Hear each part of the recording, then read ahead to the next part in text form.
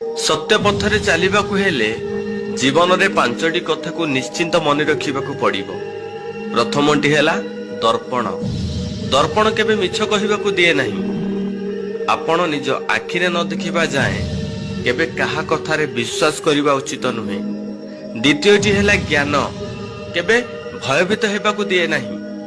विपदरे शरीर बल कि धन बलर आवश्यकता पड़े नहीं, पड़े ज्ञान बलर जहा जीव को बंचाई रखि थाए। तृतीयटी हेला सत्य। सत्य केबे दुर्बल हेबाकु दिए नहीं। सत पथरे थिबा मनीषटी केबे भी हारि न थाए। चतुर्थटी हेला प्रेम। प्रेम केबे ईर्षा करिबाकु दिए नहीं। प्रकृत भल पाइबारे ईर्षा न थाए। आजिकालिका देहलो भी भल पाइबा कथा कहिले न सरे। तो पंचमटी हेला विश्वास। विश्वास केबे दुखी हेबाकु दिए नहीं।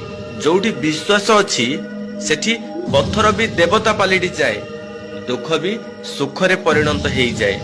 आजिकालिका जीवन रे जदि आपण सत पथ को बाछुछंती तो ही पांचटी कथा को निश्चिंत मन रखिबे। जीवन रे आपण को चला पथरे निश्चिंत काम रे आसीबो।